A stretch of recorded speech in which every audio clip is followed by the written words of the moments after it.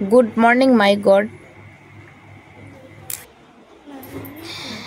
Good morning everyone, সবাই কেমন আছো? আশা করি ভালো আছো। আমরাও মোটামুটি ভালো আছি।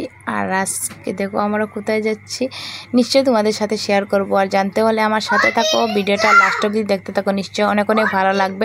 আর আজকে ছোট্ট একটা মিনি ব্লগ নিয়ে চলে আসলাম তোমাদের সাথে। আর ভিডিওটা শুরু করলাম ঠাকুরঘর থেকে, ঠিক আছে। আর ওখানে আমি সকালবেলা আমি ময়নাকে নিয়ে স্কুলে গেছিলাম, কারণ ওর স্কুল আজকে থেকে খোলা ছিল, তাই ওকে আজকে প্রথম স্কুলে নিয়ে গিয়ে তারপরে ওখানে ছুটি হয়ে গেছে, তারপর ওকে নিয়ে আসলাম স্কুল থেকে। এসে আবার স্নান টান করলাম, করে ওখানে আমি ঠাকুর ঘরে এসে আমি শিবকে পূজা করলাম, ঠিক আছে। আর শিবের ব্রত রেখেছি আমি, আর আমার ননদ আর আমার যা রেখেছে, আর ওরা দিয়ে দিয়েছে অলরেডি। আর আমার একটু লেট হয়ে গেছে, তাই আমি একটু লেটে এসে আমি শিবকে দিয়ে দিলাম একটা ফুলের মালা বানিয়ে, আর সব কিছু দিয়ে প্রদীপ জ্বালে সব কিছু দিয়ে আমি শিবকে প্রণাম করে নিলাম। আর একদিকে হলো আজকে শ্রাবণ মাসের প্রথম সোমবার, তাই চেষ্টা করব যে শ্রাবণ মাসে 4টা সোমবার 4টা সোমবার রাখার জন্য ব্রতটা, কিন্তু ব্রতটা রাখতে পারবো কিনা জানি না। আজকে প্রথমটা রাখলাম। আর একদিকে আমাদের সব ঠাকুরের পূজা দেওয়া কমপ্লিট হয়ে গেছে, তাই আমিও যা দেওয়ার আমি দিয়ে দিয়েছি। আর তারপরে চলে গেলাম আমি আর আমার ননদ চলে গেলাম আমরা আখড়াতে। আর আখড়াতে সেখানে আছে শিবলিঙ্গ দেখতে পাচ্ছ, আর সেখানে গিয়ে দিয়েছে। ওখানে আমার ননদ দিয়েছে, দেখো বর্দিমণি দিয়েছে, আর বর্দিমণি পরে আমার যা দেবে তারপরে আমি দেব। আর একদিকে দেখো আমাদের আখড়ার দেখো রাধা কৃষ্ণ, গৌরাঙ্গ মহাপ্রভু আর গোপাল কৃষ্ণ, ওনাদেরকে দেখলে না মনটা একদম ভরেই যায়। কি বলবো বলার ভাইরা, এখানে মানে ঠাকুরের খুশি নাকি স্বর্গপুরে এরকমই লাগছে। আমার তো দেখতে এত ভালো লাগে জানো, যখনই আখড়াতে আসি তখনই ঠাকুরের খুশি বা ঠাকুরঘর দেখলে আমার মনটা পুরো ভরে যায়। এত সুন্দর কি বলবো।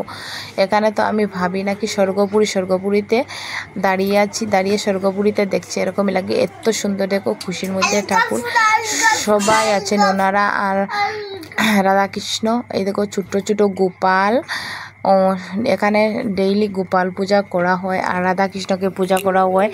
আর এখানে ওনারা যেনারা আমি একদিকে প্রণাম করে নিয়ে এখানে বসে আছি, মনে হচ্ছে এখানেই থেকে যাই নাকি এরকমই লাগছে। আর আমার বাগনি একটুখানি ভিডিও করে নিল। আর আমারও কোনো শিবকে দেওয়া হয়নি, ওরা দিচ্ছে। ওরা দেওয়া কমপ্লিট হয়ে গেলে তারপরে আমি দেব। আর একদিকে ওখানে আমার ননদের দেওয়া কমপ্লিট হয়ে গেছে, আর ওখানে আমার যাই দিচ্ছে, আর ওখানে আমি গিয়ে দেব। তাই চলে আসলাম আমি দেওয়ার জন্য। দেখো এখানে শিবের মাথায় জল ঢালছি, জল আর একসাথে আমরা দুধ আর আরও যা লাগে আমরা গ্লাসের মধ্যে করে নিয়ে এসেছি, একসাথে মিলিয়ে মৌগি সব কিছু। কারণ এখানে দূরে এসেছি না, এর জন্য আলাদা করে কিছু আনিনি, একসাথে সব কিছু নিয়ে এসেছি। এখানে এসে একসাথে ঢেলে দিচ্ছি শিবকে। আর দেখো এখানে আমি রক্তচন্দনের টিপ দিয়ে দিচ্ছি শিবকে।